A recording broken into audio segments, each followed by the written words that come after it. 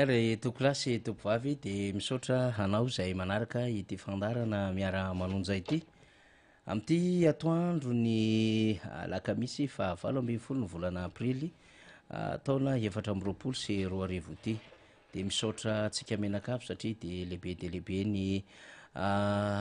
vakasitra atsika an'izany fandarana zany ka isan'andro ianareo any am'izay toerana rehetra zay ahafahana mandray izany fandarana zany dia manaraka hatrany ny fandaratsika isaorana arak'izany na eto atoerana na any ampitan-dranomasina indrindraindrindra manaraka ity fandarana miara-manonja ity ny teknisiantsika ambadika ao de faliramanina rivo no mitarika azy tahaka ny mahazatra misy an'ireo ekipa marobe zay miaraka amin'ny mandrindra sy mandrafitra ny lafin'ny teknika mba azo atsika manaraka izany fandarana zany de tahaka izany ankio ny namana teknisiana ao amin'ny radio mada fm 100.8 zay miaraka amitsika iankio mampita miara-manonja ary miaraka mampita milaza ny vaovao zany amin'ny akapobeany amitsika arak'ity fandarana zay vokaritsika isan'andro san'andro ity ny fandehan'ny fandaratsika dia alakamisy moa ny andro dia nisy olombamboaka ny Madagasikara voavidy tetsy amin'ny distrika Ambohidratrimo zay kandida ny vondrona politika firaisakina Rabendrina Mamy na Imamy Rabendrina no hiaraka amitsika rehefa avy eo hiaraka hitondra vaovao satria misy vaovao lehibe koa androany hiaraka hanadiady ireo zavatra tsara ho fantatra amin'ny lafim-baovao maro samihafa ary ihany koa hiaraka amitsika hampita ireo toromarika tsara ho fantatra satria de hiatrika lalao goavana eo amin'ny tontolo mpifidianana ny vahoaka malagasy amin'ny 7 ny volana May ho avy izao koa izany no antony mahatonga atsika menakavy anaraka ity fandarana ity alao ery ary topokilasy topoavy any amin'ny toerana rehetra zay misy antsika any mba hanjohiatrany izany fandarana izany etona dia isaorana ianareo zay manaraka tsy tapaka manolotra fakahirezana eto atoerana sy any ampitan-dranomasina zay atolotra anay zay mitatana zany fandarana izany de fakasitrahana erapo eratsainy misy mihitsy ary nareo mitondra n'ilay vary ray vety zay misy le izy ho an'ny namana zay natsiaro ny adiry ny ezaka zay raisitsika manoloana ny firenena dia isaorako mihitsy iny namana zay nandefa afatra tamiko iny zay hoe hitondra n'zay vary ray vety araka ny fomba fiteniny azy ao anaty afatra mihitsy le izy kanefa de hoe zava-dehibe satria mahatsiaro koa ny izy ny amin'ny hoe ny ady koa de aditsika menakavy zany rehetrarehetra izany no mahatonga atsika mbola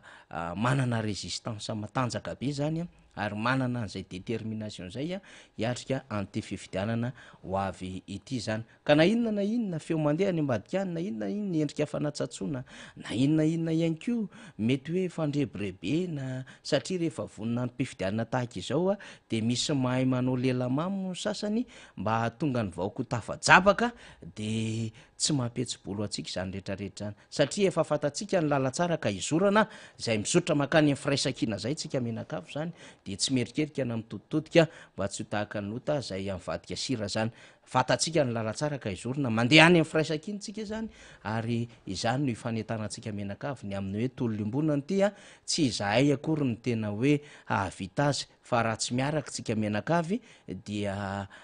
sarotra ihany ny atongavana any amina fandresena iombonana ho satria fitaovana fotsiny ihany reo kandida reo fa isika vahoaka miaraka amin'ny kandida zany no ery lehibe satria rehefa apetraka mazava le izy aminao am-pitenenana de hoe ery mivorona ny elany fa ny ery mivahoaka ny firaisakina de zay firaisakina ananatsika zay zany no angatahana amitsika zany atambaro any amin'ny fokotany any amin'ny commune district misy atsika zany tahaka nahazonay vaovao marobe avy any amitsika naizanaiza ao anatin'le 34 12 940 sy le 34 76 624 40 nisy ny teny misy nareo hoe de aingana be koa ianao raha faniry manonona an'le izy de efa miezaka ihany ahy 34 12 902 40 sy 34 76 624 40 ahafahantsika mifampizara vaovao mazina any atsiroany mandidy any parafaravola tahaka mahazatra ny moramanga etsy anjana doria ambato lampy tsy mahafotsy moa tena misy manaraka mahafatra-po ny fandaratsika ny mpangabe mahereza misy mpanaraka ny fandaratsika dia reto zao ao anaty fandarantsika de miantso mihitsy ry zareo zany vao maheno an'le laharan-tariby raha mety aloha azantsona zany satria mbola ato anatin'ny asitsika de manjary tsy afaka mandray anareo a zany a zay no manahirana kely ny any mitsinjo any koa misy mangataka amitsika de anaovana kokoa daholo kopakopa-tanana zany rehetrarehetra zany namana any Antsirabe koa misy miresaka amitsika eo de misy any tadidiko misy ny tsy tadidiko satria mangataka kopakopa-tanana reo namana rehetrarehetra reo namana ery anterokambobo zao a dia ty manoratra amiko ity a ny namana ihany ko zany a zay any ampitan-dranomasina any a i Bruno Rakotonanary ihany ko de atolorana kopakopa-tanana Odette Lisnirina namana mahafinaritra daholo zany resako amitsika rehetrarehetra izany dia omena ny kopakopa-tanana ianareo zay manaraka ity fandarana ity eny ary roso avy hatrany dia tsika ao anatin'izay fandarana izay de misy vaovao andeha ataoko hoe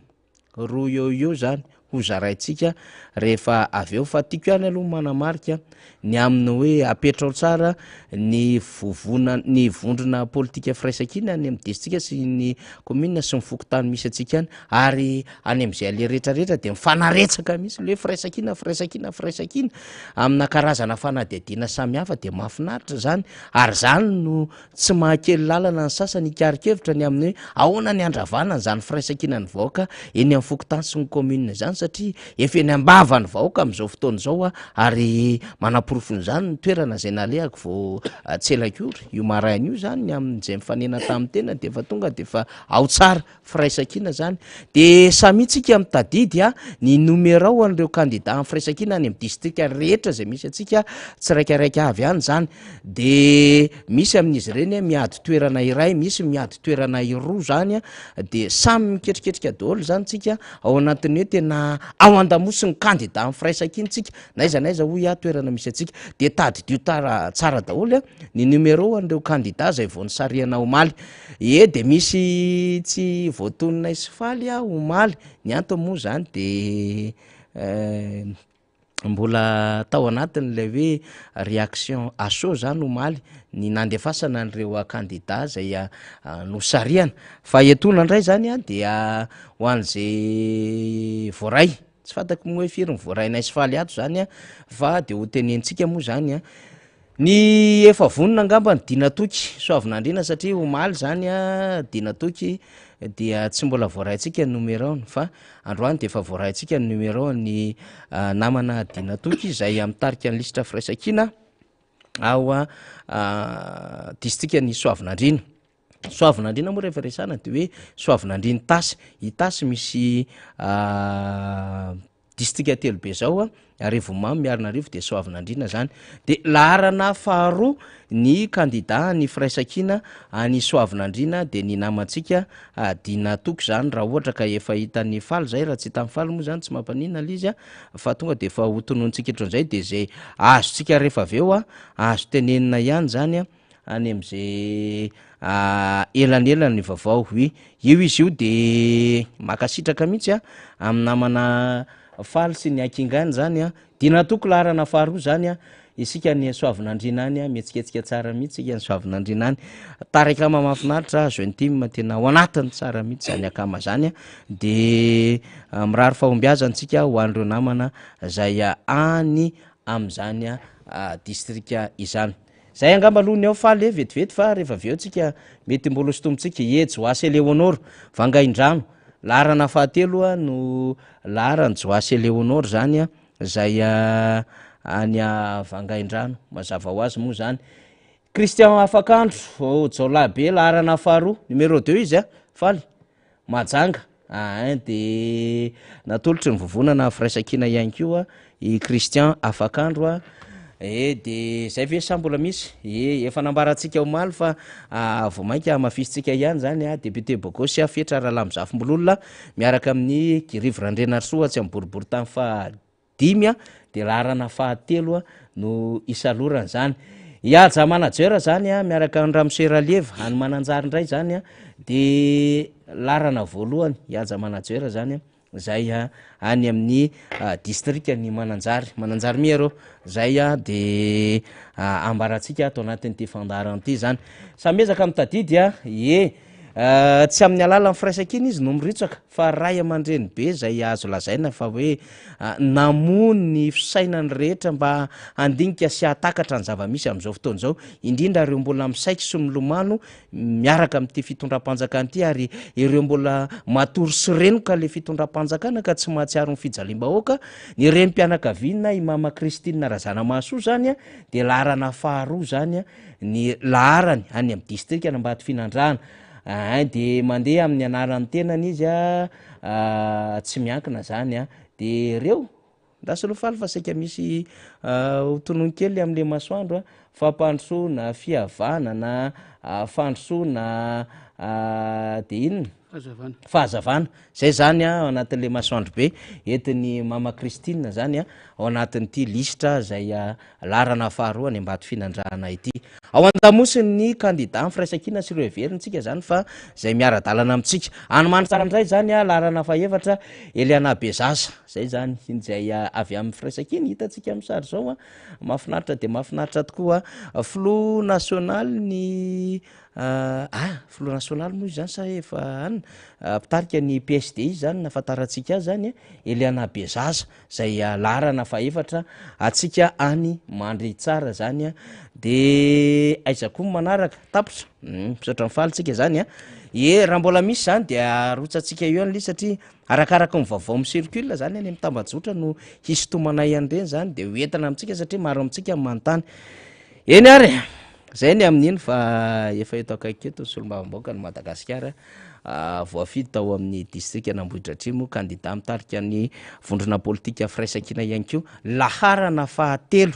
Mambra Bendrina asivy kely ange faly raha ohatra ka ao le izy laharana fahatelo zany ao anatin'izay distrika Anambohitra Atrimo zay Mambra Bendrina zany de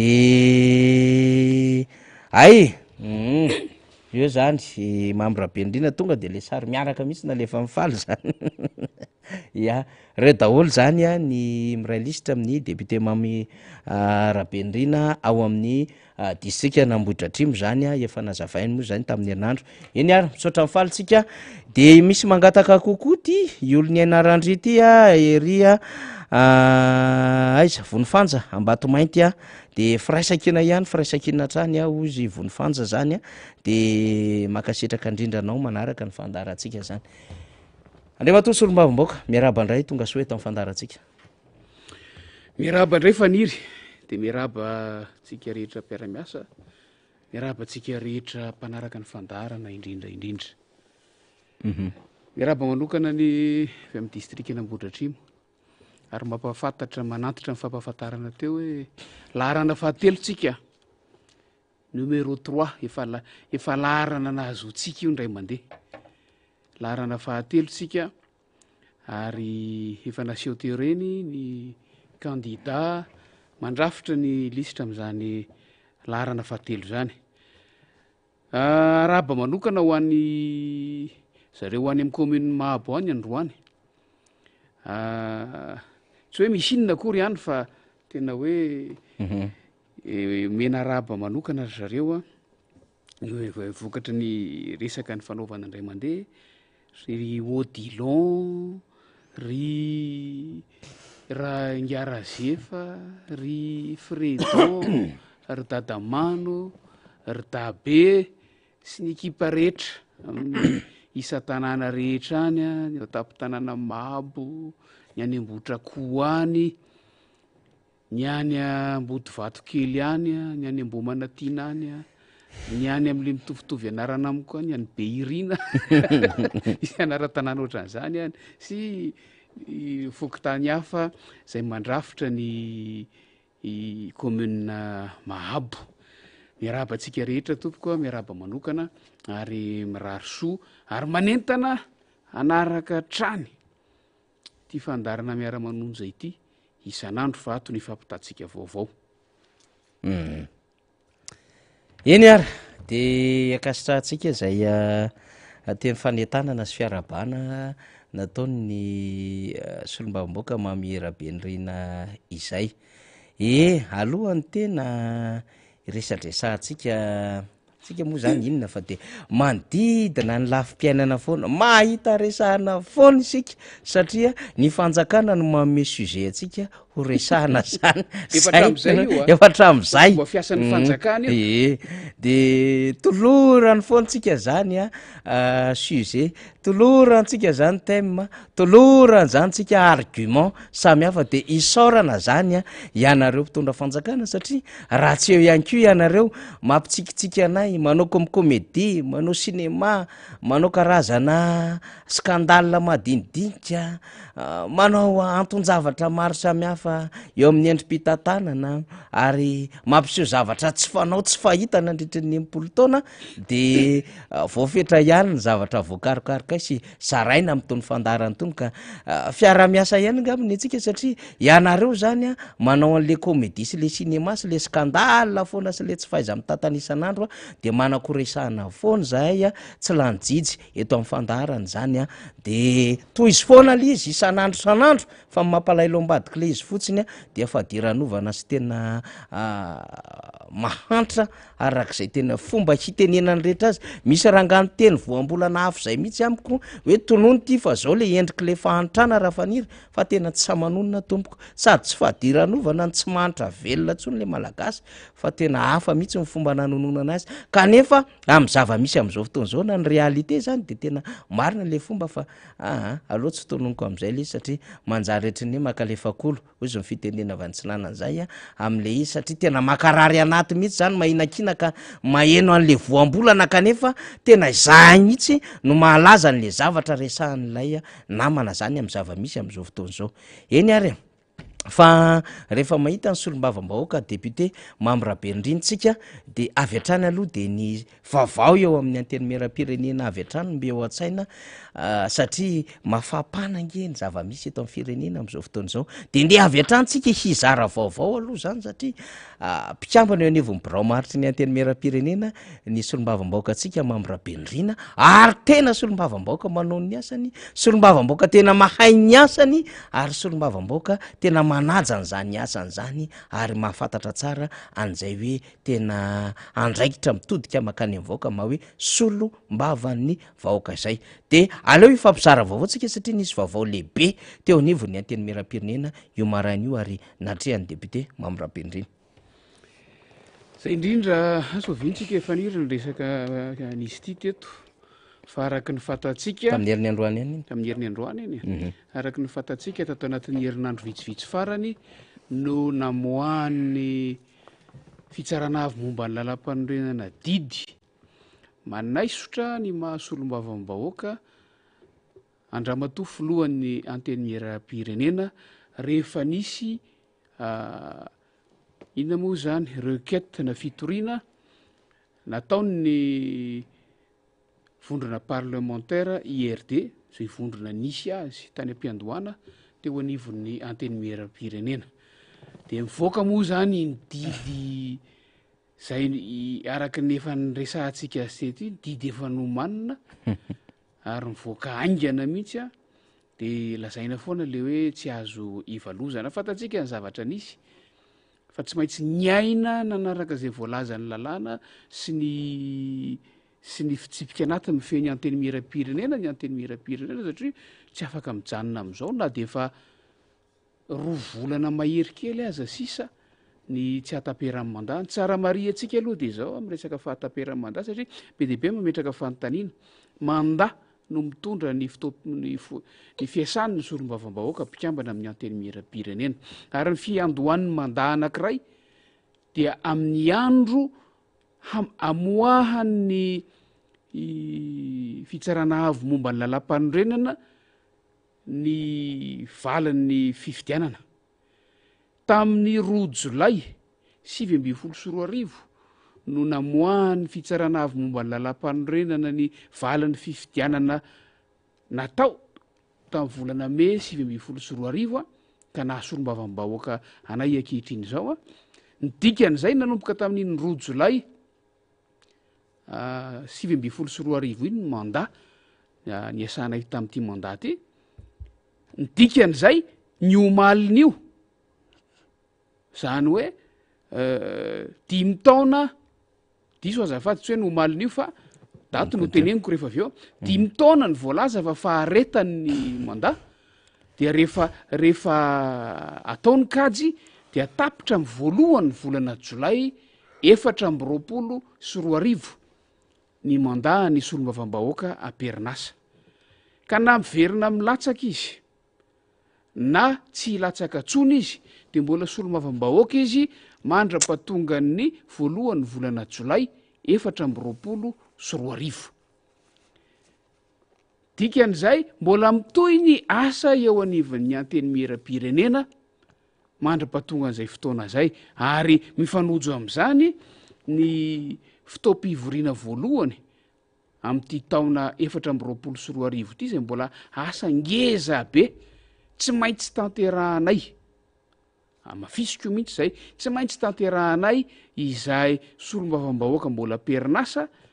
anomboka amin'ny fahafito ny volana meo avy zao ny fiandohan'io fivoriana ara-potoana voalohany io ary aharitra 80 andro zany hoe any amin'ny faraparany herinandro faraparany amin'ny volana jona any io vao tapitra io fitaom-pivoriana ara-potoana voalohany io a dia aorian'izay ara zany toko mbola misy ary tena mbola isy herinandro eo mandra-pahatonga n'lay voalohany volana jolay ny dikan'izay mbola misy asa ngeza be miandry ny anteny miera-pirenena ary mitoy ny fiainana sy ny fanatanterahana zany asa zany efa noresahako teto foana ny amin'ny hoe lalàna no mametra fa rehefa tsy misy rehefa tsy eo ny filohan'ny anteny miera-pirenena dia mandeha arakaraky ny fizokiana ny fisolohan-toerana zany hoe fizokiana reo filoha lefitry ny anteny miera-pirenena misy anakenina izy ao rehefa nampiarina ary miatra ho azy moa zany lalàna zany dia ny filoha lefitra avy amin'ny faritan'ny toliara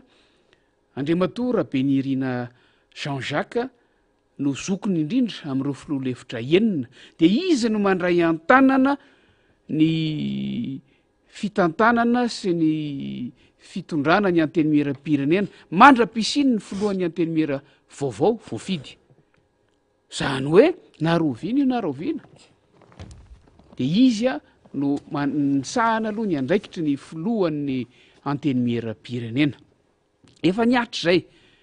fatatsika ny zahatra nitranga teo anelanelan'izay fotoana zay a ary efa mitondra n'io anteny miera-pirenena io andriamatora benirina Jean Jacques fa androany maraina tamin'ny folo no natao ny fifamindram-pitantanana teo amin'ny izy mianadamianaka teo aminy sy Ramatora Zanamaso Kristina filohan'ny anteny miera-pirenena teo aloha hitatsika amin'ny sary avy atrany io sary vo androany maraina io androany maraina tamin'ny folo tao amin'ny anteny miera-pirenena tonga tao an-toerana ny filoha Zanamaso Kristina ary ny fanolotra ny fitantanana fahefana hitantanana ny anteny miera-pirenena tamin'Andriamato Rabenirina Jean Jacques teo nandritra zany fotoana zany moa fotoana tsy de naharitra izy io a satria rehefa manao famindrana fitantanana ohatran'izao de efa homanina melofa ny fanaova-tsony no amaranana ny fotoana sahala am'izao fa tamin'izany fotoana zay de nandray fitenenana kely izy mianada ary ny filora Zanamaso Kristina moa dia ny saotra ny birao maharitra ny saotra ny solombavam-bahoaka rehetra ny saotra ny mpiara-miasa rehetra teo anivon'ny anteny miera-pirenena no ny fiara-miasa tsy nisy tomika tsy nisy ny fanolanana nandritra n'izay 5 taona latsaka kely izay ary saotra n'Andriamanitra ihany koa izy a ary nilaza izy fa hevitr'Andriamanitra no tanteraka androany satria tsy nisy ny eritreritra mihitsy hoe isy fifamindram-pitantanana hitranga alohan'ny volana jolay a fa de zay aloha no mitranga de hiainana le izy de toy izany koa Andriamatora Benirina Jean Jacques izay izy zany zao no filohan'ny anteny miera-pirenena manao ny andraikitra ny filohan'ny anteny miera-pirenena dia nilaza fa na dia enimpolo andro mahery kely eo aza sisa telo volana latsaka kely a no ity ny mandat iasana am'ty anteny miram-pireneny ty am'ty mandat ty dia tsy maintsy tanterahana izany andraikitra izany a ary tsy maintsy manatanteraka ny asa voatendry ny lalam-panorenana sy ny lalàna ny anteny miram-pirenena ary eo izy handray zany andraikitra izany a tsy miambo izany andraikitra izany a fa de mivonona hitondra ny anteny miram-pirenena makany amin'ny fanatanterahana izany asa izany mandra-patapitry ny mandat zay ny vaovao androany fanira zafy manatany sy isika rehetra manaraka ny fandarana anehoana amitsika fa mipetraka araky ny voalazan'ny lalàna izay fitsipika anatin'ny mpifeny anteny miram-pirenena ny zava-misy sy ny fitantanana ny anteny miram-pirenena ao Tsimbazaza am'izao fotoana zao. Ya eny ary de misaotra ny député tsika Mambrabendrina amin'iny resaka iny fa asa zany indray sady maneho fahagagahana ihany indraindray rehefa miresaka zavatra ohatran'izao satria misy olona tena mieritreritra mihitsy hoe tompona andraikitra na hanana andraikitra lehibe kanefa tsy mifanojo an'le fahafantarany am'le andraikitra voatondrony lalàna zany le zava-misy tamin'ny herinandro iny a député Mambrabendrina moa zany a samy gaga sy talanjona ny rehetra fa ohatra nisy taratasy mivoaka tany amin'ny tambajotra sosialy tany de nisy ireo aina manjery samihafa zany a nanao taty-bavao momba izany amin'ny hoe to nisy tompona andraikitra teo anivon'ny anteny miram-pirenena asa ngaho izany filoha-lefitra tsy fantatsika moa zay fahamarinany vaovao anay fa eo moa anao zany ao anatin'ny anteny miram-pirenena afaka mahalala na manitsy na mandiso iny vaovao iny a de hoe tompona andraikitra teo anivon'ny anteny mira zay voaingana na filoha-lefitra azy taorina na nahafatesa amin'ny filoha-lefitra misahana amin'ny faritanina Antananarivo araky ny fiparitahanam-baovao zany a no aveltsika de hoe nanaisotra tompona andraikitra ambony eo anivon'ny anteny miram-pirenena zay tale misahana ny arifenitra zany de samy nanio fahagagany ary misy olombavamboaka mihitsy ary moa perinasa nanio fahagagany amin'ny hoe fisalovanana andraikitra zany eo anatin'ny tsy ara-dalàna sy ny hoe fahefana avy aiza sy avy amin'inona no ahafahany zany tompona andraikitra zany a manaisotra zany a ny mpiasam-panjakana ambony eo anivon'ny anteny miram-pirenena de anararotsitsika zany satria efa nisy ihany faneho-kevitra nataon'ny député Mambrabendrina momba iny raharaha iny zany a fa androany zany tsika zao de tena nahita tsara fa ny député zay avy any Betuika Atsimo voafidy tany a dia Rabendrina Jean-Jacques zay doyen zok'olona indrindra an'ireo filoha-lefitra zany a no mitazona ny andraikitra zany a amma filohan'ny anteny miram-pirenena Vonjimaika eo anivony zany a anteny miram-pirenena zany no izany zany mazava tsara fa miainga avy eo amin'ny président Jean-Jacques Rabendrina zany ny fampandehanana zany anteny miram-pirenena zany fampandehanana maika affaire courante ho ny fitenenana azy fa na izany naty zany manitikitika ihany izy député Mambrabendrina ny amin'ny hoe tatahaka ny ahonana tokoa zany ny fomba fandraisana fanapahan-kevitra rehefa misy fahabanga-toerana tahaka ireny ity moa tsy fahabanga-toerana tsotra ny amin'ny hoe lasa nanao iraka na mission le filohan'ny anteny miram-pirenena de ny déléguény tamina vice président hafa ny pouvoirany zany de iny no miassure ny intérim na hoe miantoka ny fampandehanana maika n'ilay raharaha eo amin'ny lapany anteny miram-pirenena zany hoe mbola eo ihany fa hiverina amin'ny toerany fahalasana mitahiraka le filoha fa ity zany de hoe nongotana manta ny ainga avy eny anivon'ny ACC ary sady tsy filohan'ny anteny miram-pirenena ny tsosolombavamboaka Ramatoa Kristina Razanamahasoa dikan'izay zany banga ny toerany filohan'ny anteny miram-pirenena de tsy maintsy mikarika tompona andraikitra vaovao ny anteny miram-pirenena kanefa misy efa olona nandray fanapahan-kevitra hivelany zany andraikitra zany député Mambrabendrina. Azoko atsaina zahatra resahan'ny faniry ya fa zara nanontaniany mpanao gazety momba an'io resaka io afako maly mazava ho azy moa mpanao gazety mikaro vaovao izy de ny tena mahatompona andraikitra sy mampikambana amin'ny birao maharitra tompona andraikitry ny bonne gouvernance eo anivon'ny anteny miram-pirenena zany hoe tompona andraikitra ny eo amin'ny mahatsara tantana ny anteny miram-pirenena amin'ny lafiny rehetra eny fa na amin'ny fitantanan-draharaza dia namaly fotsiny aho tam'izay tam'lay mpanao gazety hoe tsy mbola nahita maso an'lay taratasy aho satria rehefa ohatran'ireny a izahay mpikambana bromaritra de mahazo dika mitovy n'iny taratasy iny iny didim-pitondrana iny arete moa le izy didim-pitondrana fa tsy nahita maso an'le izy mihitsy aho fa de ohatratsika rehetra taty amin'ny Facebook no nahitana an'le izy de hoy aho tam'lay mpanao gazety hoe iengane tsy ho marina iny zavatra iny iengane ho diso iny fa raha iny ny marina de tena mampiteniny moana satria araky ny voalaza mifaniry teo a araky ny efa netiko teto hatrany hatrany araky mbola nao mafisiko tamin'ny tatitry ny zavatra nitranga androany maraina teo a dia Andriamatoa Jean-Jacques Rabenirina no filohan'ny anteny miram-pirenena mitazona ny andraikitry ny filohan'ny anteny miram-pirenena ary natao androany ny famindram-pahefana ilay fitazoman'ny andraikitry ny filohan'ny anteny miram-pirenena tsy hoe vo androany akory fa ao anatin'lay règlement intérieur na fitsipika anatin'ny mifeny anteny miram-pirenena de milaza hoe ilay fisolohan-toerana de mandeha arakara-jokony de mifampitohy am'lay nitenen'ny faniry teo ny andikana azy satria amafisiko le nitenen'ny faniry teo hoe raha misy tsy maha eo an-toerana ny filohan'ny anteny miram-pirenena de manome fahefana filoha-lefitra anankiray izy isolo-toerana azy ianao ny fampandehanan-draharaha andavanandro zay le atao hoe affaire courante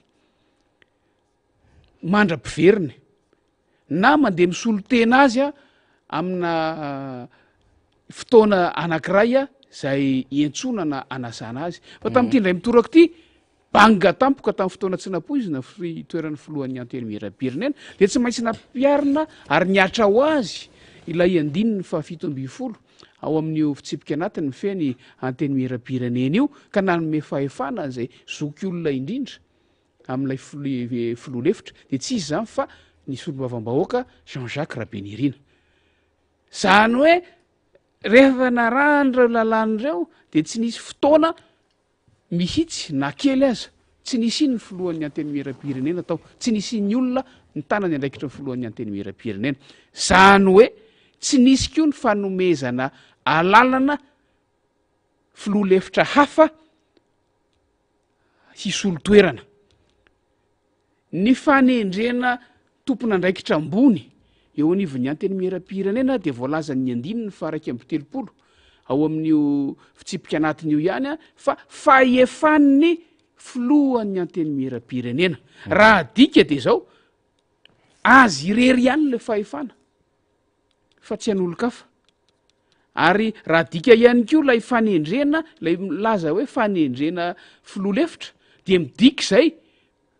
fa mahakitika ny fanafonana fahendrena koa zay fahefana izay fa tsy hoe ny filohan'ny anteny miram-pirenena my manendry de olona hafa ry ananina ry no anafoana n'lay fanendrena lojika faran'zay madinika zany resahako zany de zay no mahatonga ami' teny hoe iengany eka ho diso iny taratasy miparitaka any amin'ny Facebook iny satria amikoa ny tompon'andraiki-pahanjakana na niomana izy na tsy niomana rehefa voatendry de no everina fa mahalala ny andraikitra ho raisiny vao mandray an'io andraikitra io mahalala ny asa ho tanterahany vao manao an'io asa io ny zavatra mitranga eo anivon'ny anteny miram-pirenena moa dia ny vondrona parlementaire no nanolotra candidat na ino ty solombavam-bahoaka no manolotra ny tenany ho candidat ho vidiana ho mpikambana ao amina bromaritra ohatran'ireny ny dikan'izay a ny fanantenana de zao ilay vondrona parlementaire faniry rehefa manolotra candidat ho vidiana am'ireny toeran'ireny de mba isika vahoaka de manantena fa efa mba nifantina tsara ilay vondrona parlementaire ilay tokony hiaviny nifantina tsara ny olona ho arosony hoe tena avita tsara an'ilay andraikitra rehefa lany ao ary tsy anala baraka an'ilay vondrona nipoirany zay naveriko foana hoe ienganye ho diso ino a fa rehefa nipoitra moa zany ny taratasy iny teny anivon'ny Facebook de ny zavatra hitatsika de zao hoe olona tsy nanana fahefana fisolotoerana na de filoa lefitra aza tamin'iny vaninandro iny no manao soni raha izay faharoa averiky fa filohan'ny anteny miram-pirenena ihany manana an'izay fahefana izay fa na filoa asaina misolotoerana aza tsy manana an'izay tsy tafiditra ao anatin'ny affaire courante na fampandehanan-draharaha andavanandro izany fikitihana fanendrena mpiasam-panjakana ambony izany raha izay farany a rehefa jerentsika ny endrika ny poiran'ilay didi-pitondrana de nahitantsika hoe za manokana aloha le nahita an'le izy a fantatsika rehefa mamoaka an'ireny didi-pitondrana na didi-panjakana na fanapahana reny ny tompona ndraiky mpanjakana de misy le atao hoe considérant na ireo antota taratasy fototra iaingana andraisana an'ilay didy de jerena mamaky an'le considérant tsika de mipetraka eo hita ny lalam-panorenana sy ny sisa sy ny sisa de mipetraka teo ny hoe hita ny vokatry ny fifidianana izay birao maritry ny anteny miram-pirenena tamin'ny 2024 zay no hitatsika teo fa tsy hita teo ny mikasika an'ilay fifidianana izay nalasa filoa lefitry ny anteny miram-pirenena an'ilay olona manao soni ery ambany zany hoe raha vakina fotsiny zany impejy tokana iny de azo lazaina fa olona tsy afaka hanao soni akory tsy manana an'ilay fahefana na ilay titre akory no manao soni ary tsy voapetraka ao anatin'ilay considérant lay mahakasika an'izay fahefana everina fa ananana izay anisan'zany a ary eto ny tena amaliko ny fanontaniana teo hoe ahoana ny fomba fiasan'ny anteny miram-pirenena lazaina teo hoe sur proposition an'ny bureau permanent zany hoe soso-kevitra avy amin'ny birao maharitra no iaingana zay ny voalaza ao anatin'ilay didi-pitondrana kanefa ary tena zay ny fomba fiasa kanefa za de afaka miteny fa tsy nisy soso-kevitra avy amin'ny birao maharitra mihitsy tsy tao anaty lahadinika ny fivorian'ny birao maharitra faraparany rehetra tato mihitsy io nanatrika ny fivorian'ny birao maharitra faraparany rehetra fa tsy tao anatiny io resaka io a fa tsy fantatro hoe noforonona viaiza ilay soso-kevitra avy amin'ny birao maharitra amarana ko azy faniry de androany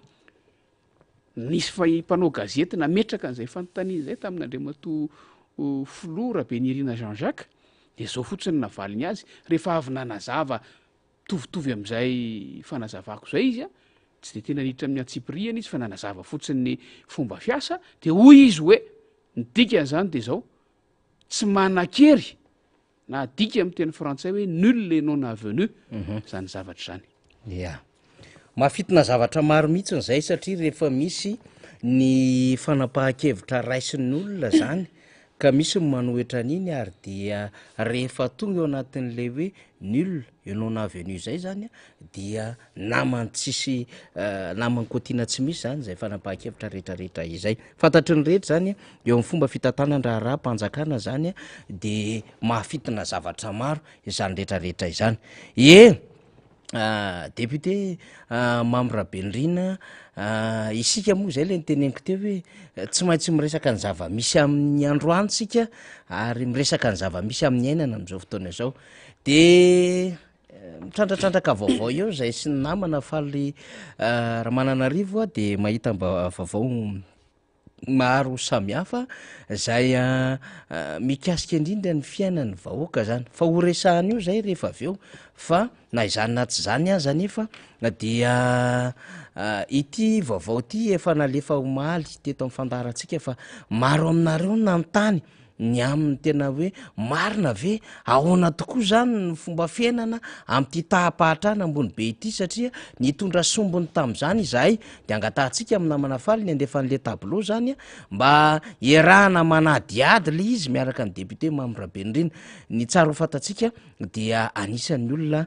manana fahaizana eo amin'ny tontolo nalàna sy fitantanana ihany koa zany ny député Mamy Rabenirina ka mahanikitika atsika ny lafin-javatra ohatran'izao satria ity sorsa na hoe ity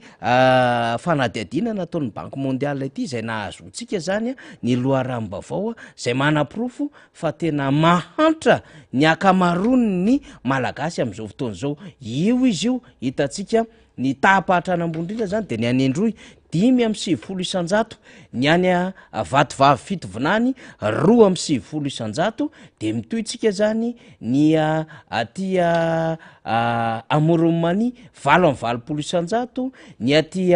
Bongolava 7.20 isanjato, ny any Betsiboka 4.20 isanjato, dia 3.20 isanjato mitovy ho an'ny Etsy Iorombe, Atsimo Atsinanana, Anosy sy Haute-Matsiatra zany 2.20 isanjato sy mitovy zany ho an'ny Atsimo Andrefana sy Menabe. Saika amin'ny akapobeany zany dia iny faritra manomboka ery Amoron'Many mandra-pahatonga zany any amin'ny faritra farany atsimondrindra any Anosy zany dia voasokajy fa tena mahantra indrindra. Eo ihany ray zany raha ohatra ka raisina zany ny aty raha raisitsika zany ny aty amin'ny faritra Analamanga misy any ambony be ny any Bongolava 7.20 isanjato, fa raha Analamanga ny any Melaky, Boeny, Vakinakaratra, Itasy, mitoy makaty Nalanjorofo, Sofia, Sava, Diana zany dia manodidina ny 570 isanjato eo avokoa zany ny zavatra iainana am'izao fotoana zao. Ny fomba namoana zany ity tahany fantrana eto Madagasikara isaparitra ity dia misy ireo fanadiadiana maro samihafa miainga amin'ny resaka vola miditra isa-paosy ny olona isan'andro san'andro, fa eo ihany koa zany miainga avy amin'ny alalan'ireo karazana fanadiadiana eo amin'ny tontolon'ny asa, miasa ve le olona, eo amin'ny tontolon'ny fampianarana, fanabeazana, eo amin'ny tontolon'ny fahasalamana, eo amin'ny tontolon'ny fanjariana sy ny tsy fanjari-tsakafo, eo amin'ny tontolon'ny mazava ho azy am'ireo foto-drafitrasa any toerana zany. Ity fanjakana ity moa zany de tena malaza hoe fanjakana tena anisan'ny asa indrindra ka nametraka foto-drafitrasa, de novoizina nandritry ny 5 taona lasa iny amin'ny hoe manara-penitra, sekoly, birao, fonjy, gararotere, lalane, sisa kanefa rehefa dinihana ka atambatra reny rehetrarehetra reny dia tsy zany zava-misy fa mbola mibaby fantrana ary 5.70 isanjato sika raha ho an'ny vakitsika teo any Vatovavy Fitovinany dia mahantra avokoa. 5 isanjato zany ny tsy mahazato isanjato azy, re 5 isanjato tsy mahazato isanjato ny tany mahantra ny Vatovavy Fitovinany zany no andrasana zany hampiakatra ny fari-piainan'ireo mahantra am'izao fotoana izao. Député Mambrabendrina efa nisombony tondrana kely lafim-panazavana amin'ny fomba fijery amin'ny raha andavanandro moa tondrana azy omaly fa everiko fa solombavam-bahoaka ianao ao anatiny ny andraikitra tsara mihitsy ny fomba fahitanao amin'ireny trangan-javatra eto Madagasikara ireny. Ny manahirana mijery mamaky tarehimarika ohatran'ireny faniry am'izao fotoana izao tato anatin'ny taona vitsivitsy farany de zao eo amin'ny fitantanana raha manaraka ny fepetra sy ny fenitra ataoko hoe iombonana zao tontolo zao amin'ny fitantanana de misy ny zavatra maro tsy maintsy atao. Anisan'izany ny fananana tableau de bord, zay ny fomba ilazantsika azy amin'ny ankapobeny. Fananana tableau de bord afahantsika mahita hoe inona no mitranga eo amin'ilay zavatra tantanina. Rehefa miteny an'izany tsika de mieritreritra tableau de bord-na tomobile. Zay mihitsy. Inona no hitantsika eo amin'ny tableau de bord-na fiara? Misy ahitana ny hafainganam-pandeha ao, misy ny reny le jiro kely ataontsika hoe témoin reny isan-karazany, ahitana ny inona ity izy ny fiodin'ny motera sy ny sisa. Be de be ny zavatra hita eo, fa iny zany no ahafahantsika mahafantatra hoe ahoana zany ny fomba anitsitsika, ny fomba familiana n'io fiara io mba handeha tsara araka ny tokony ho izy. Amin'ny fitantanany zavatra anankiray de misy zay tableau de bord zay. ary amin'ny fitantanana ny firenena vo maika misy ary tsy maintsy misy ary tokony isy tsy maintsy misy zay tableau de bord zay fa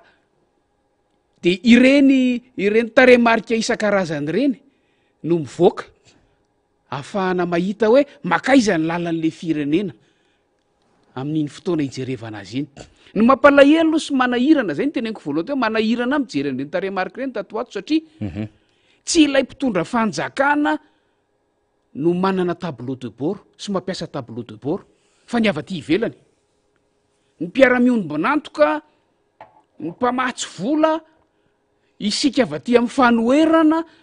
no manana mamoaka n'ilay tableau de bord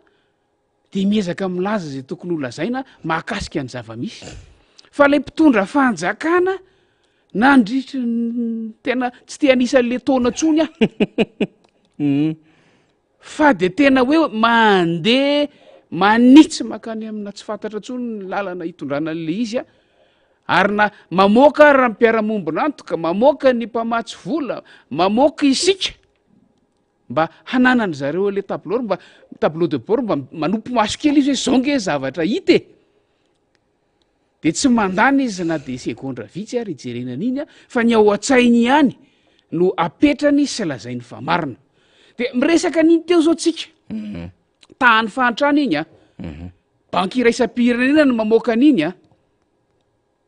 de nijery ny farany ambony tamin'ny fahatrana farany ambony faniry teo fa za tonga de mifarany ambany no tadiaviko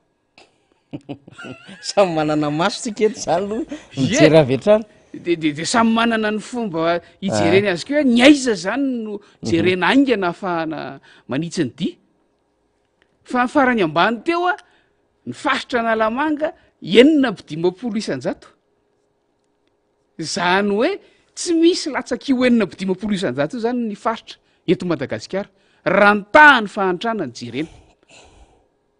fa ndao tsika io naveriny faly io izy io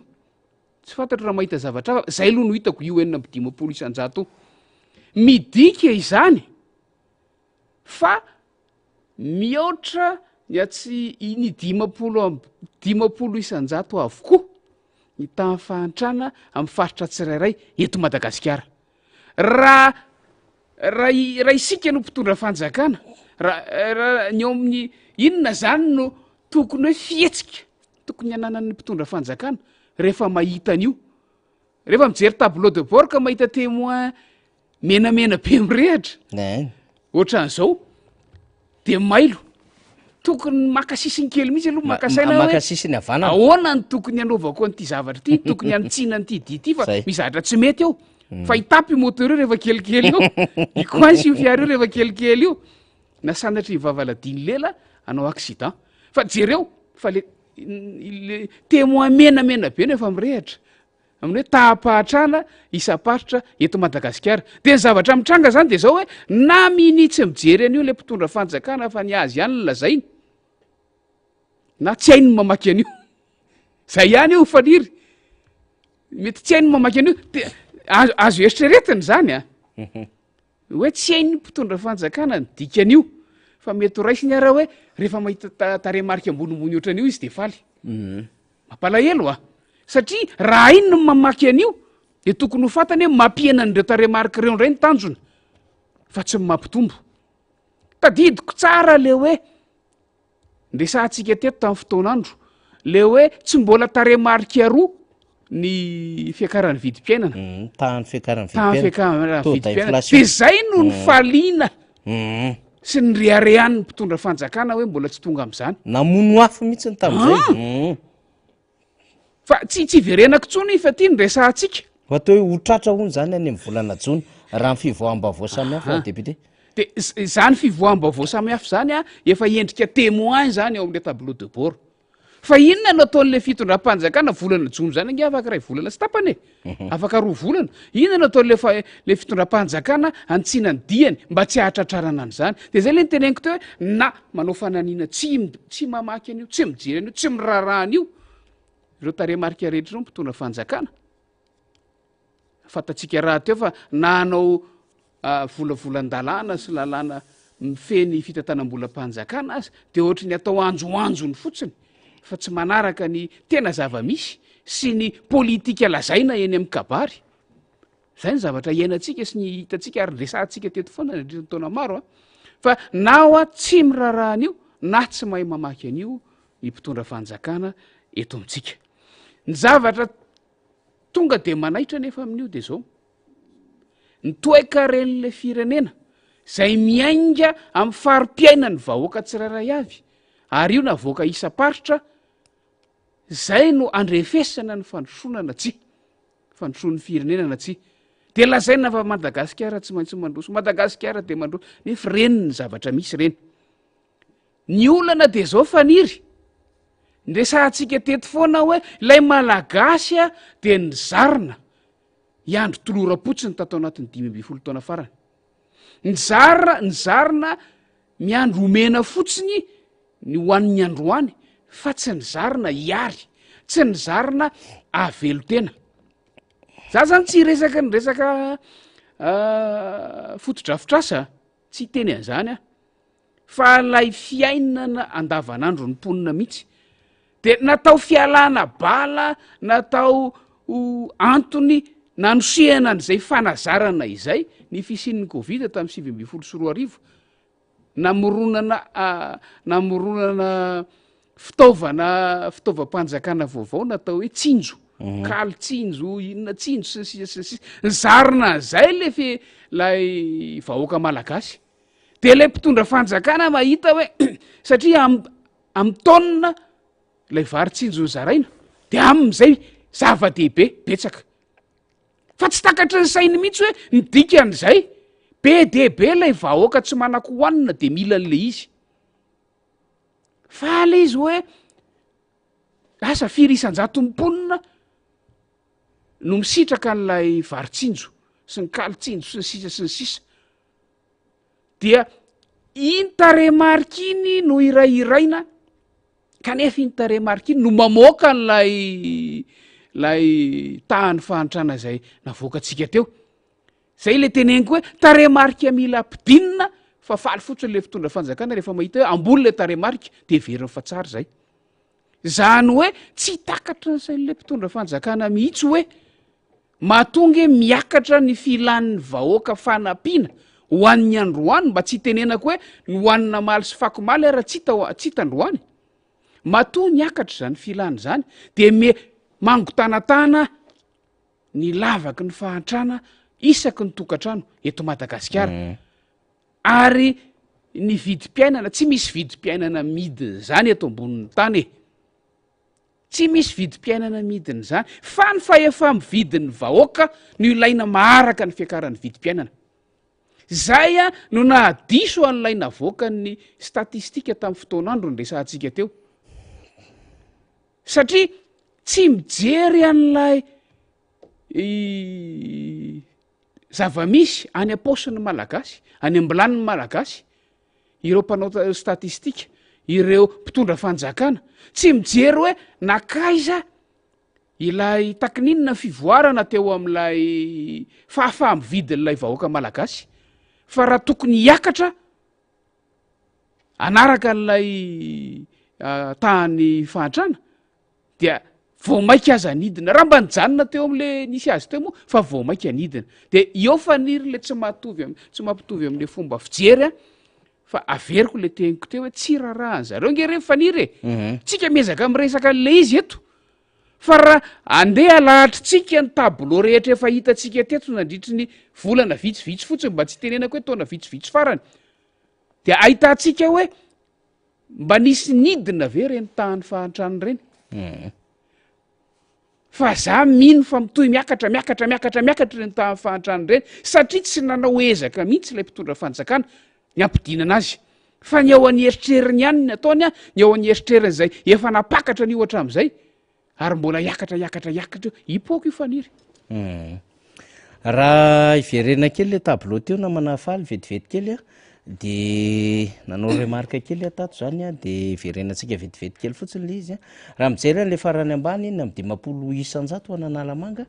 de manaraka azy eo tsy mba hoe 7 isanjato na hoe mijeryntsika hoe 7 fa avy hatrany ny ambany indrindra manarakaraka azy eo a 2 isanjato any analanjyrofo zany zany hoe misy eniny isanjato be zao zany a ny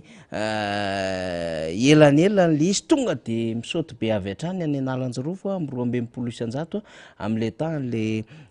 fantrana ny zavatra tadiavintsika eo anatin'ny famoahana am'tony vaovao tony de hoe ahoana no manomboka hatsapanina vahoaka fa lay mpitondrany ka tsy manao afa-tsy zay mampahantra azy ary eo amin'ny fanapahan-kevitra sy ny fomba hitantanany amin'ny firenena dia tsy mitsinjo am'izay tena hoe hahatsara ny fiainan'le vahoaka zany izay mihitsy le afatra hoentina amitsika isan'andro zany ka antony mahatonga atsika tsy misorona mihitsy miteny amin'ny hoe tsisy hevitra ty tsy maintsy miezaka isika hanao zay hahatonga atsika mba hanana solombavam-bahoaka zany heno teny hanana solombavam-bahoaka zany afaka mampiaraka feo iombonana hanana solombavam-bahoaka afaka handray fanapahan-kevitra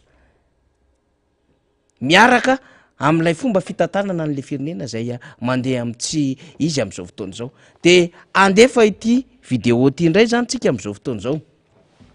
iresaka momba firaisaka iny tsika rehefa aveo alohan'ny elan'ny député Mamirabendrina fa de tsika mba hiresaka kely satria tsy moa zany ny vaovao mafana zany tany Tomasina tany androany zao no nambarana Andriamatoa Ihany Rajoelina ao anatin'ity vidéo ty raha ohatra lisika possible faly de tsy le 4 minitra no alefatsika fa rehefa voateny zay tokony teneniny de tapahatsika le izy satria zay ny averintsika fa zava-dehibe zany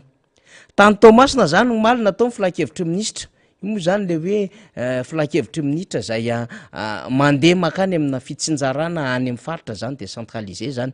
de nandiniana io moa efa napozotsika fa tetika tsika ny teny an'izany tamin'ny fandarantsika hoe tokony hiadevitra ary hiresaka momba ny tamatavy reo mpitondra fanjakan'ireo rehefa hoany de nydiniana tao ny resaka kanalina nydiniana tao ny lalana amin'ny zavatra samy hafa ny rano ny jiro fa teo amin'le jiro sy rano zany nahagaga sy nahatalanjona ihany amin'ny hoe de nisy promesse vaovao ndray zany re olona any Tomasina am'izao fotoana zao miaraka amina fitaovana maro samy hafa de alefatsika aloha ty vidéo ty satria misy zavatra titsika atongavana vetivety kely fotsiny namana faly de rehefa alefatsika le izy de miverina ndray tsika amin'ny fandarina rehefa aveo ao ya vidéo izy ty zany raki tsara nga Ihany Rajoelina zany zay name promesse vaovao amin'ny vahoaka ny Tomasina ndray momba ny délestage sy ny amahana ny délestage eto Madagasikara rehefa vonona faly de alefatsika vetrany ny teny nitapa-kevitray omaly tao amin'ny filakevitra ministre de hoe 30 mégawatts no apetraka eto fa miady vakotra ny technicien hoe ataovy 45 fa mbola jerevana aloha zay 45 zay fa ny zavatra fantatra moa de apetraka eto Tomasina zany ny 30 à 45 mégawatts fa hojerevana eo ary efa hitan'ny technicien ihany koa zany hoe ny zavatra avantage eto Tomasina de efa misy dépôt-ana fiololoha zay zany ny avantage monsieur le ministre zany hoe tsy mila investissement hafa tsony tsika fa efa nisy teto ary misy eto de ny galana koa tsy alavitra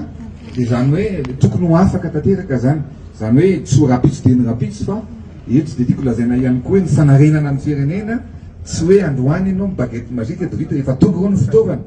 de ametraka anareo tsika zany hoe mbola misy volana vitsivitsy zany de opérationnel ireo groupe zay nataotsika napetratsika eto reo ka zay moa zany sady ny olana ihany koa ny fitomana ny reto any Antananarivo de mampanantena zany fa de misy dépôt-na filolory de misy tanjaky ny jiro ampakarina andray de efa ao koa ny resaka fitaovana eo anivony galana tsy lavitra de naseho teo misy lay fahavononan'le fanjakana de tsy hoe fitantanana ny firenena ho izy ngarainy zany de hoe tsy hoe misy bagety mazika ka tonga de zao de vita tsaraky le resa be hoe 10 taona ihany io de vitako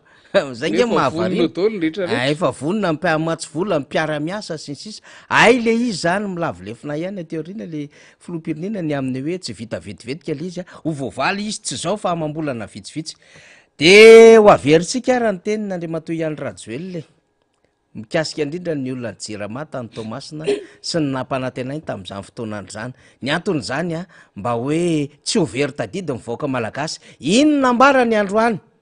tao a Tomasina fa ory voaka ny Tomasina Tamatavy nananambara taminareo izy 5 taona lasa aloha tsy hevitsika le izy hoe inona ny nampanantenainy de inona ndray ny resahany amty ndray mitoraka ty fa zany rehetrarehetra zany a de mba hahatonga atsika tsara hirafitra tsara ao andohantsika ny aminy hoe ny mpitondra anie de tsisy afa-tsy ny hoe mampanantena foana ny ataony kanefa dia tsy tonga any amin'ny tranony isam-batan'olona tranony vahoaka malagasy zay voaresaka ao anatin'izany fampanantenana izany. Ndondray raha namana faly ao ara laso ao le izy jerevantsika vetivety fotsiny le izy satria falindray ato aloha zany mety hoe tsy mbola voarainy faly ato amin'ny ao io le izy ka io le izy io ao amin'ny WhatsApp le izy faly azafady de jerevantsika vetivetika de averitsika le izy mandeha ato amin'ny laso atsipitsika indray le izy mba azon'ny faly azy ao ny zavatra nambarana Andriamatoa Rajoelina rehefa niresaka momba n'le délestage tena hoe tsisy amboniny iny ny fampanantenana nataony satria efa voadinika le IEM efa niomana amin'ny tantanana ny firenena efa manana ekipa efa manana famatsimbola efa nandeha nitety an'izao tontolo zao ary efa nieritreritra fa hoe mila 400 mégawatt Madagasikara ampitombona ambonin'izay aza dia mety anko hanao an'le parc solaire marobe zany daholany fampanantenana sy ny resahana teto fa mahagaga sy mahavariana tsy tafavoaka le izy ary rehefa tsy tafavoaka le izy dia mitoy indray zany amin'ny alalan'ny fampanantenana vaovao le izy androany nenotsika teo le izy de rehefa vonina nyty vidéo ty zany izy ihany mamaly ny tenany zany tamin'ny zavatra zay nambarana 5 taona lasa zany hoe tsy vitany zany zay nyresahana fa eto izy vao manomboka miditra ao anatina point de départ vaovao de samy eto indray tsika menakavy hatramin'ny rovintsika voaka malagasy no anaiky sy anamarina fa tena ho tanterahany zany olona ny teny zany tokoa ny fampanantenana zay hoetiny tohatry ny efa lasa kobakambava tohatry ny lefa fampanantenana pokaty tohatry ny lesa hoe ary tabebaka fotsiny zany le izy na hoe abobo fa raha tena hoe amin'ny tena fidonany handrasana hipakany anivony vaoka tsy zay tsony ny zava-misy raha toka efa vonina le izy satria efa vonindao arafaly Anoika fanajariana toerana lehibe mihoatra ny 200 hectares ho an'ny industria zay amoronasa ho an'ny tanora mihoatra ny tanora any amin'ny 20 000 any no amena asa eto Tomasina Tokolasovana tsy tatiko intsony iaina ao anatin'ny aizina ny vahoaka ny Tomasina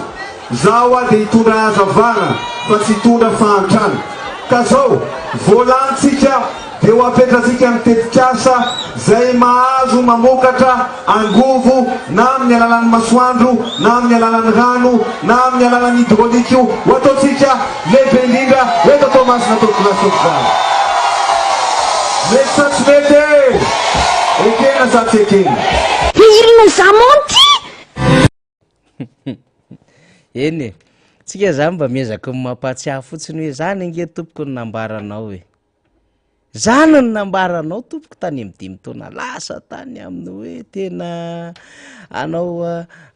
resaka angovo na amin'ny alalan'ny masoandro na amin'ny alalan'ny rano na amin'ny alalan'ny tsy fantatra tsony zany zay fomba nitenenany azy teo satria tsy tatiny tsony lay haizina ao Tomasina fa vao maika maizo kitroka tany aloha tany raha ohatra hoe mba hoe adiny 2 ao anatin'ny 420 ora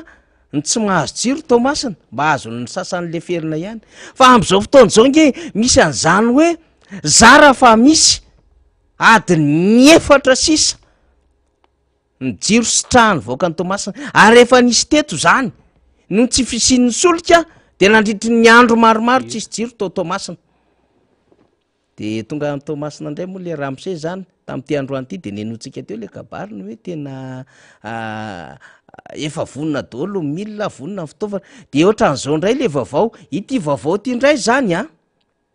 de ry zareo miara-dia amin'ny fitondrana indray ny namoaka n'ity vaovao ty de ao amin'ny faly eo indray le izy de nikapturetsika le izy ohatran'izao vaovao tsara hony zany teknisianina nanarina ny angovo serinaratra tany Rwanda no avy tsy ho ela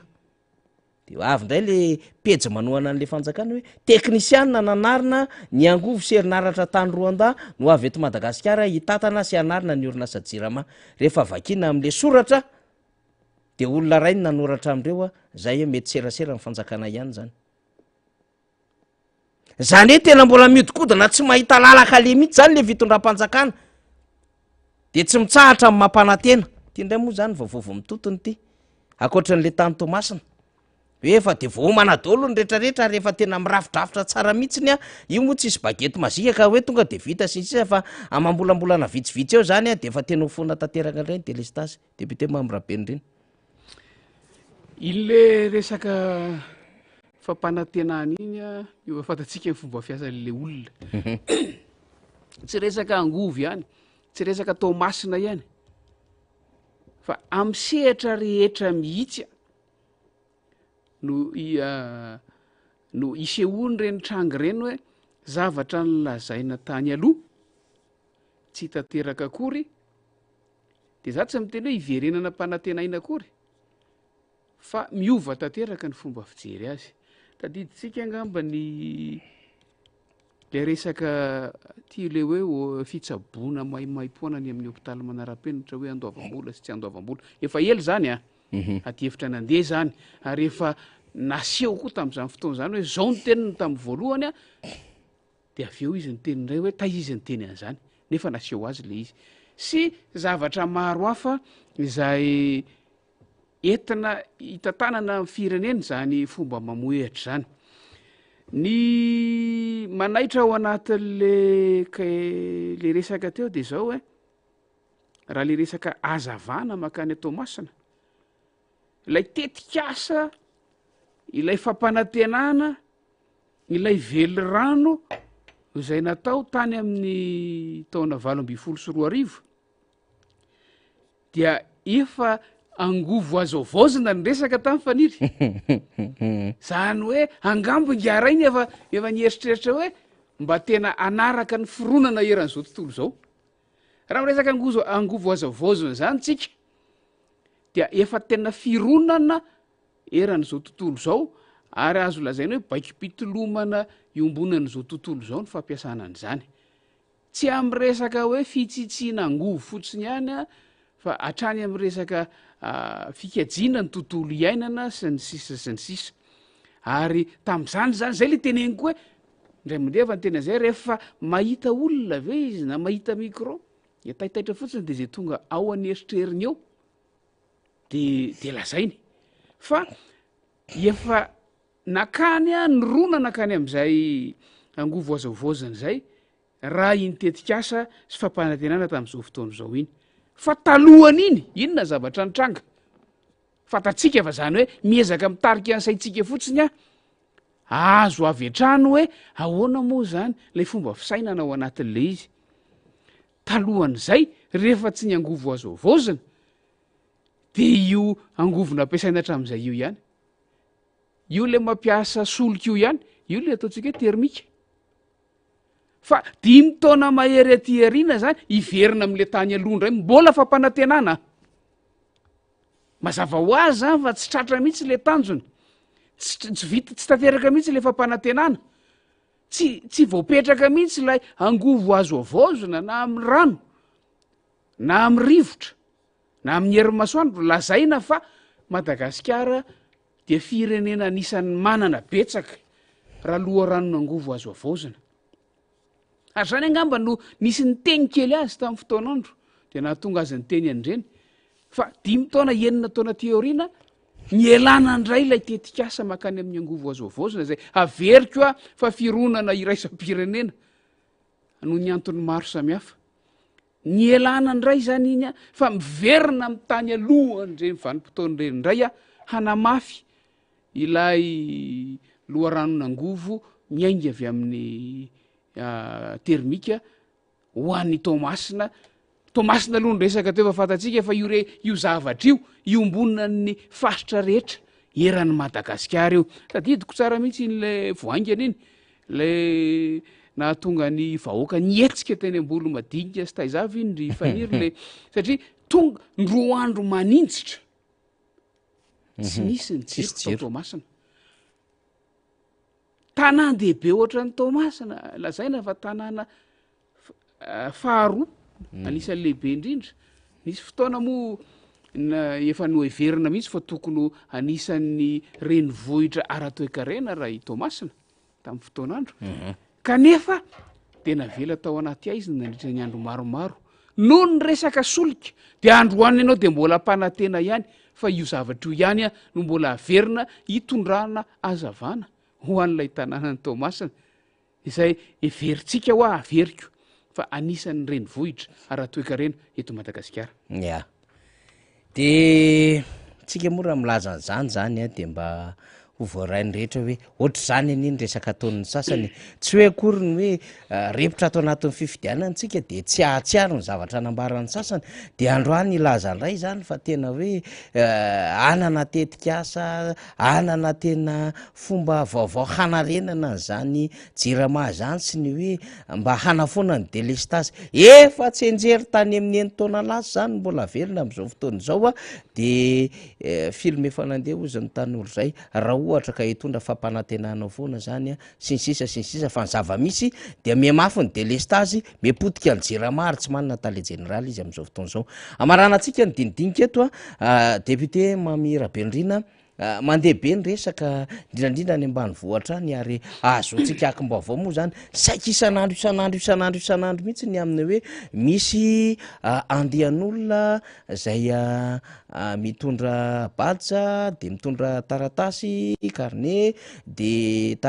stylo de mitety trano manao ndeha ataotsika hoe fanisambahoaka. Zay moa zany samy manana fomba itenenana azy ny rehetra fa rehefa enona le feo samihafa dia miafara aminy hoe tahirizy tsara de misy ny zavatra tsy maintsy hoe hanoana ny fanjakana anareo sy ny sisa fa eo am'le lafo ny fanadidina tonga tany amin'ny atitrano mihitsy zany de manahirana ny sarababem-bahoaka ihany mifanojo indrindra amin'ny fifidianantsika am'izao fotoana izao ary efa nahavory zany tamin'ny fifidianana filoham-pirenena teo ny amin'ny hoe fisian'olona zany zay maka ny mombamomba mpifidy hatramin'ny numéro ankara-pifidianana zany ka milaza ny amin'ny hoe tahirizo tsara tony numéro tony fa hisy antsona hoe ao aorian'ny fifidianana dia tokony hifanatona nasala am'izany zany de betsaka zany no nanantena zavatra tamin'ireny ary nisy ny nahazo nisy ny tsy nahazo menimenina taty afara de manana fahamialona zany isika de everina zany député Mamy Rabendrina raha ohatra ka milaza ny zava-misy tsika tsy fahatsotsika mihitsiny raha totsika ka mbola mitondra ny tiadevitra ity hamaraparanina ny fandarantsika satria misy tokoa zany ny fidinana eny am'ireny tokantrano any ambany vohatra ireny dia manao zay fakana ny mombamomba ny olom-pirenena izay sy mampanantena zavatra zany. Efa ndresantsika tety tamin'ny heriny fanira tadidiny fanira nanaovako antso manokana mihitsy tamin'izay mpaniraka nyreny olona manao recensement reny hoe hajanony io fa tsy fotoanan'izany zao fa mbola nitoy ihany le izy ny tena nanaitra de zao ezaka zahana be ny fanatanterahana an'le izy ezaka zahana be satria de nahazy tamin'ny asabotsy teo asabotsy ariva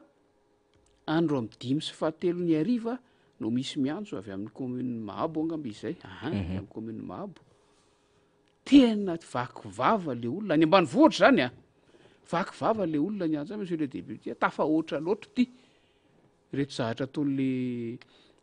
mpanadiady reto ny fanontaniana apetrany sy ny fandrahonana ataoko anaty farangososina le fandrahonana ho azavaiko iny rehefa avy eo alady maraina faniry hiditra ny ampiangonana hiditra ao ampiangonana alohany hiditra hivavaka de mahita moa ny olona tonga de misy mizakazaka manatona hoe fa inony ty resaka ty député fa talohan'ny elana hitany an-trano zay zao de mbola misy mandondona hoe anao recensement andro alady maraina ao de rehefa tena manazava zareo de hoe inona avo any fanontaniana apetrany de inona avy ny fanazavana lazainy de hoe anaovana digitalisation zany ono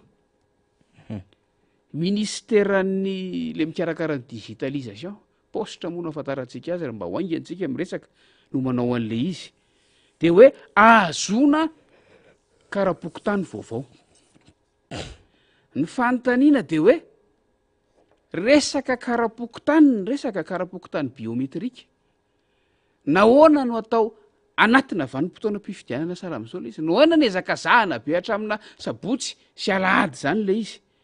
ary le fanontaniana apetraka de tena manahirana an'le olona ilay fandrahonana nefa de hoe rehefa tsy hamaly anio ianareo rehefa tsy mahavaly anio ianareo rehefa tsy handray anay ianareo de tsy afaka hanao ninoninona tsony amin'ny raharam-panjakana manomboka any amin'ny fakana certificat de résidence ka hatrany amin'ny fifidianana eo zany no tena nanaitra faniry satria zay ny lazain'le mpanao fanadiadiana ny fanontaniana mipetraka hony de ny hoe ndraisiko tsoratra mihitsy a nihinan-kena ve nareo tato ato nisy an'izay mihitsy nisy an'izay mihitsy tany am-panga be nisy an'izay de rehefa hoe mamaly anao hoe nihinana enomby sa enakisoa sa trondro hihinana voankazo ve nareo manary fako ve nareo firy ny efitrano ao amin'ny tranonareo nitrosa ve nareo tamin'ity herinandro ity inona nidirana zany amin'ny karne apokotany karne apokotany biometrika ampianareo ve ny karahamanareo ray volana fa nadiadiana tena lafi ny ara-tsosialy sy toe-karena nge zany raha hitarina kely fa tsy resaka karne apokotany inona ny rano sotroanareo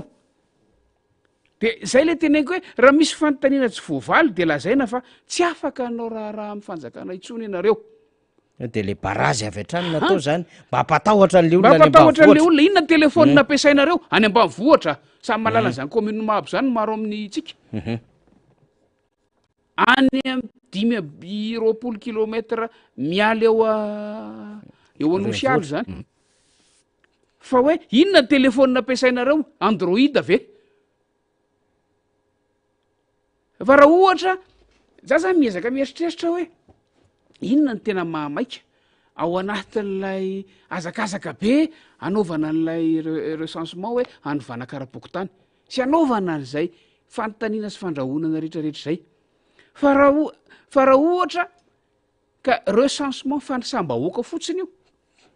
na recensement fiscal io ohatra satria zany no milany hoe firy ny efitranonareo firy ny refiny sisisa tsy amin'ny fotoana enjikenjehana be ohatra n'zany no anaovana azy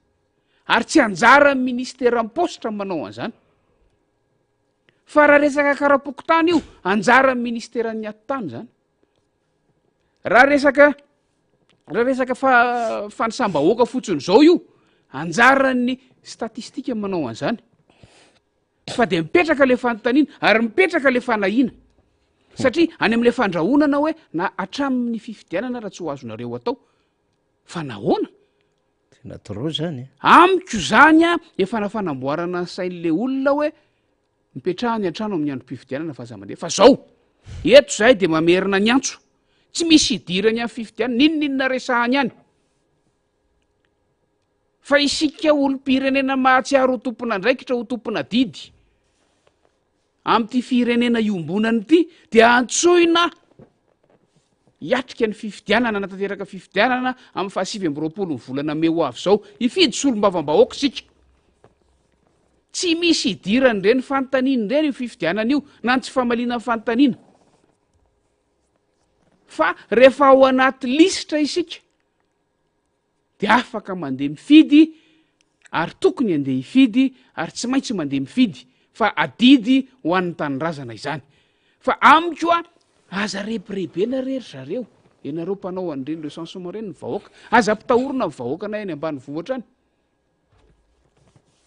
fa tsy hoe tsy afaka hifidy zany izy rehefa tsy mahavaly ny fanontanianareo na tsy valim-panontaniana nandrasanareo ny teneniny fa averiko ny antso averiko ny antso mila mandray anjara mavitrika itsika mila ampiakaritsika io tahapa-havitriana tahapa-ndraisana anjara amin'ny fifidianana io fa io no atahoran'ny sasany io fampiakarana io fiakaran'ny tahany fandraisana anjara amin'ny mpifidy io ho arak'izay tena tokony ho izy io no atahoran'ny sasany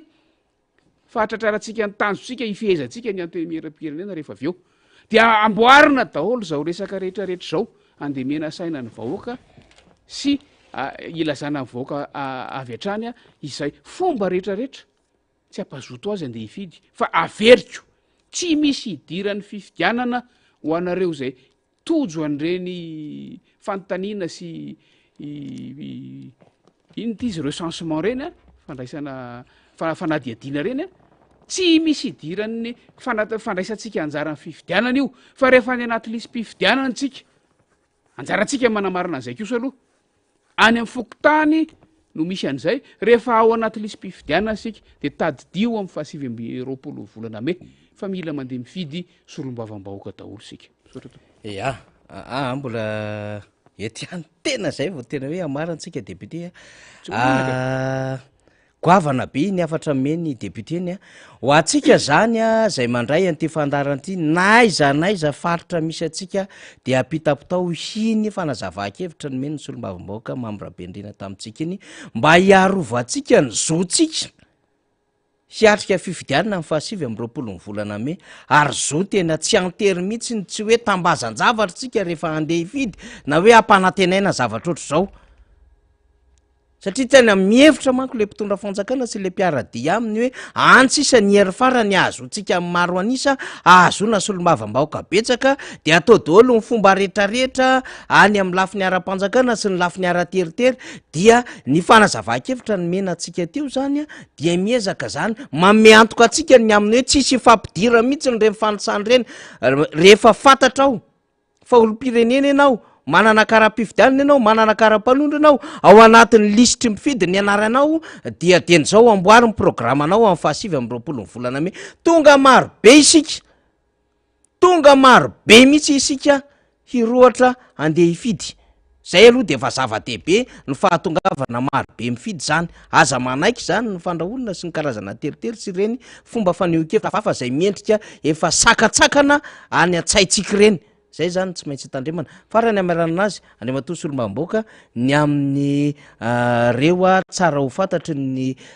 vahoaka indrindraindrindra atao anatin'ny distrika Nambohidratrimo zany satria dia efa mivoaky ny listra efa tafapetraka somatsara efa ofisialy eo anivon'ny seny efa azo ny laharana fahatelo ho an'ny candidat mifiraisakina ao amin'ny distrika Nambohidratrimo zany inona zany andriamatoa solombavam-bahoaka mamrabendrina zay candidat ny listra firaisakina mitarika ny listra firaisakina no tsara ho fantatry ny vahoaka Nambohidratrimo ray manontolo mihitsy ny zany am'izay fandraisana toromarika ho an'ny vondrona politika firaisakina sy ireo antoko miara-miombona amin'izay arak'izay voalaza zay betsaka ny resaka natao fa efa amin'ny fomba ofisialy no mahakandidanay ary ny vondrona politika firaisakina no manolotra ho an'ny distrika Nambohidratrimo amin'ny akapobeny dia efa tafatsangana ny sampan'ny firaisakina sampan'lay vondrona firaisakina eo anivon'ny distrika efa mivory matetika zahay efa miaona zay mametraka amin'ny pakady rehetra ary efa misy ny drafitra hidinana any amin'ny commune isaparitra mba ananganana n'io sampan'ny vondrona firaisakina io atao anatin'ny fotoana foy fa ho fiaingana voalohany am'izany de amin'ny alatsinainy zao amin'ny folo ramaraina eo amin'ny QG satria nanapa-kevitra ny anokatra QG eo anosiala ny vondrona firaisakina sampana distrika amin'io alatsinainy amin'ny folo io fanokafana ny QG zay anasana ny maro manomboka eo zany hanatona ao zany de isy mpiandraraha isan'andro ao manomboka amin'io alatsinainy io isy fandraisana torohevitra isy fampitam-baovao isan'andro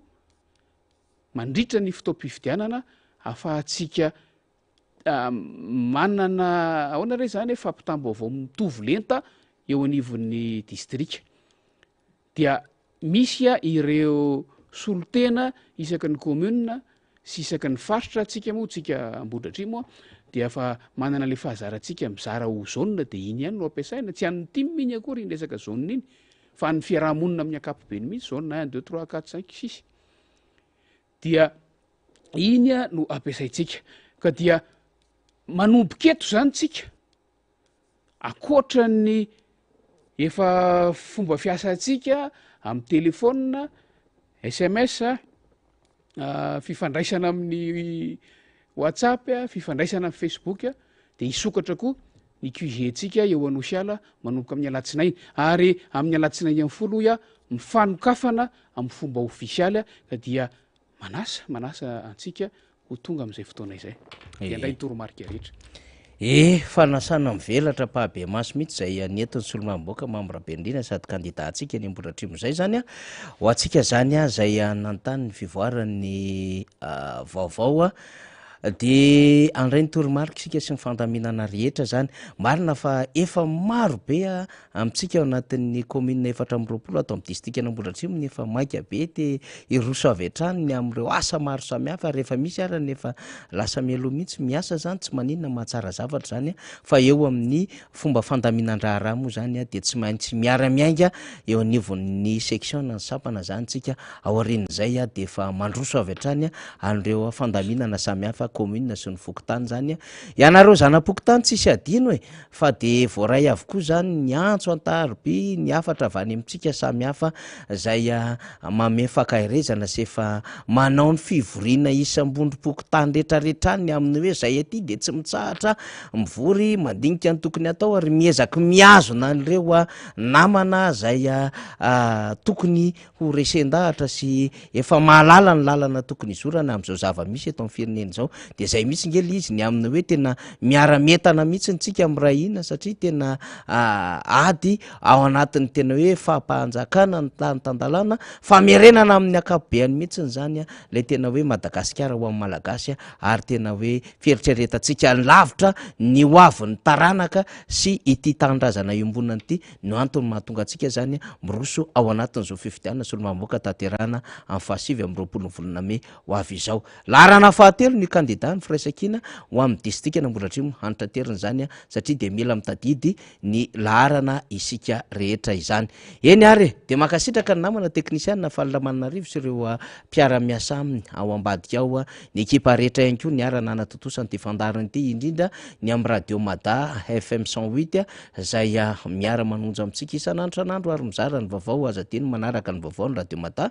de ny vaovao ny MBS fahita lavitra sy radio ihany koa de akasitrahana ianareo zay manaraka eto aterina sy any ampitan-dranomasina de ho andra apitsondray misaotra tompoko lahy makasitraka tompoko vavy andrabiona tompoko manoloana ny fifidianana solombavam-bahoaka zay tanterahana amin'ny 20 ny volana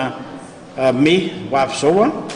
dia ny tokony tiako Madagasikara zay anisany antoko mandrafitra ny vovonana firaisakiny dia manao an'izao fanambarana sy fanamariana zao taoriny ny fampidiniana sy ny fanazavana teo amin'ireo andraikitra tompon'andraikitra ny distima ao ato anatin'ny Antananarivo sy ny manodidina koa ny fanapa-kevitra ny raisina dia nanamarika fa ny rafitry ny antoko tiako Madagasikara eo anivon'ny distrika dia manohana tsy misy fepetra ny kandida zay narotsaky ny firaisakina